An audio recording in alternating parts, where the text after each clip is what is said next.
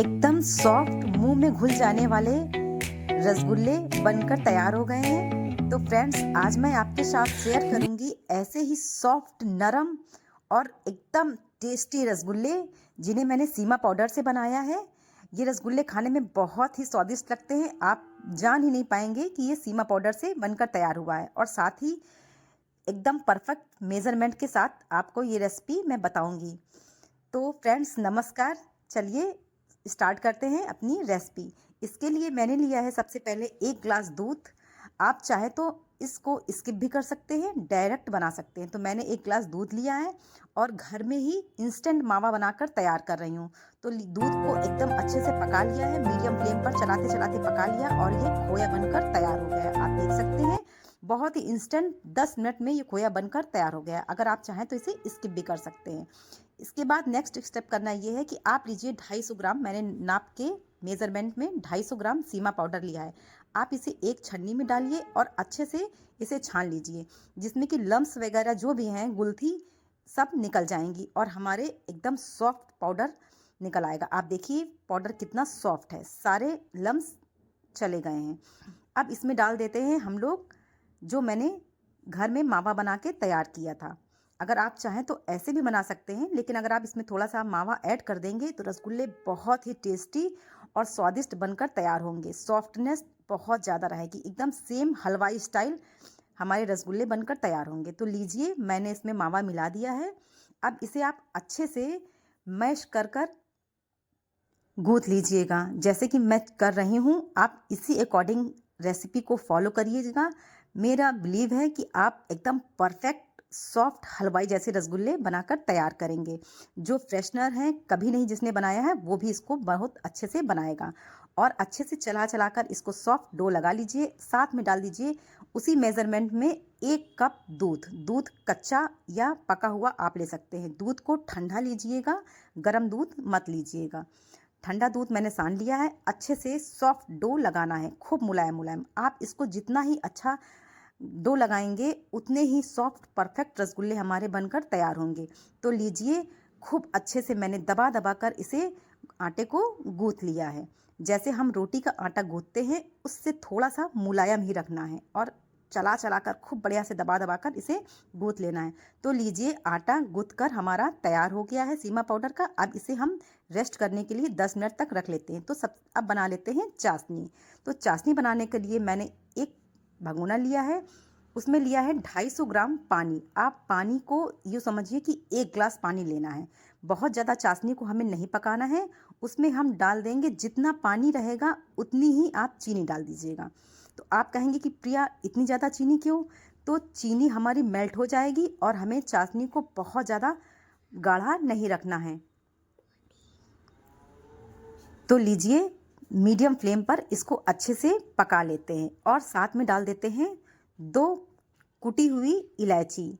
आप इलायची को कूट लीजिएगा और उसमें 2 से 4 इलायची डाल दीजिएगा। अगर आपको लग रहा है कि पानी कम है तो आप इसमें पानी और डाल दे सकते हैं। और मीडियम फ्लेम पर इसको अच्छे से पका लीजिए। बहुत ज़्यादा चाशनी को नहीं पकाना है। हल्की सी चाशनी हमारी देखिए तार बनने लगी है। आप देखेंगे कि एक दूसरे हाथ में मिलाकर हल्का से चिपचिपापन आ जाएगा। ऐसे ही हमें चाशनी को पका लेना है। तो लीजिए, चाशनी पककर तैयार हो गई है। अब इसे ठंडा करने के लिए रख देते हैं। अब हम लोग तैयारी करते हैं रसगुल्ले बनाने की। तो आप सारी गोलियों को ऐसे ही बना लेंगे। पहले तो आप थोड़ा आटा लीजिए और उसे मसल मसल कर खूब अच्छे से गोली बना लीजिए। याद रहे कि गोली बिल्कुल भी जो हम बनाएंगे वो फटनी नहीं चाहिए। आप इतना मैश करिए कि एकदम सॉफ्ट मुलायम चारों तरफ से गोल बने, उसमें बिल्कुल भी क्रैक ना आए। अगर क्रैक आ जाएगा तो तलने के समय ये रसगुल्ले हमारे फट जाएंगे। तो आप दोनों हाथों से, जैसे मैं कर रही हूँ, ऐसे ही चला इसे मैश करिए अच्छे से और परफेक्ट गोलियाँ बना लीजिए। देखिए, सारी गोली बनकर तैयार हो गई हैं। रसगुल्ले हमारे सारे बनकर तैयार हो गए हैं। आप देख सकते हैं इनमें कहीं से भी क्रैक नहीं आया है। इसी तरह से आपको बनाना है। तो चलिए हम लोग करते हैं इसे फ्राई।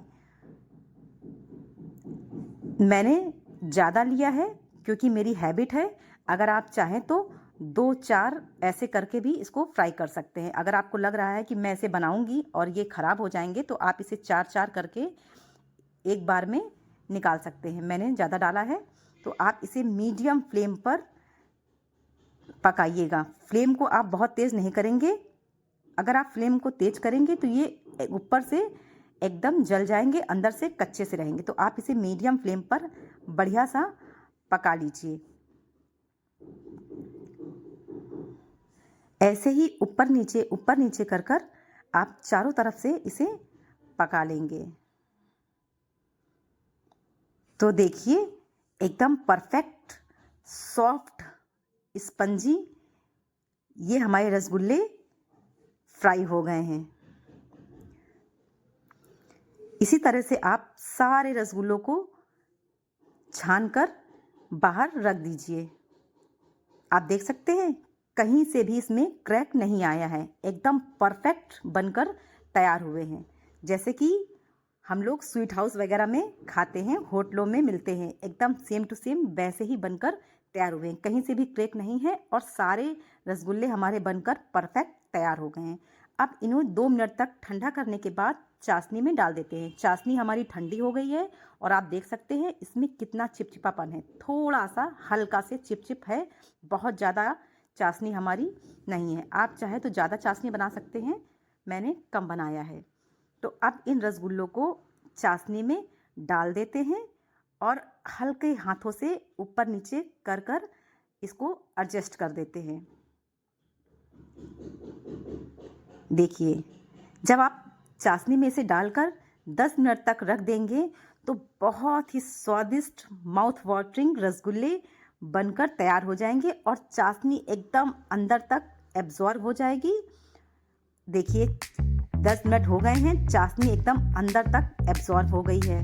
आप इसे बीच से कट करके दिखाया मैंने आपको, चाशनी अंदर तक पहुंच चुकी है और बहुत ही स्वादिष्ट हलवाई स्टाइल रसगुल्ले बनकर तैयार हो गए हैं। तो फ्रेंड्स अगर आपको मेरी मेहनत, मेरी रेसिपी अच्छी लगी हो तो प्लीज़ सब्सक्राइब ज़रूर करिएगा और मेरे चैनल को ज्वाइन कर लिए। मुझे आप अपना सपोर्ट और प्यार दें, रेसिपी को एंजॉय करें। Thank you.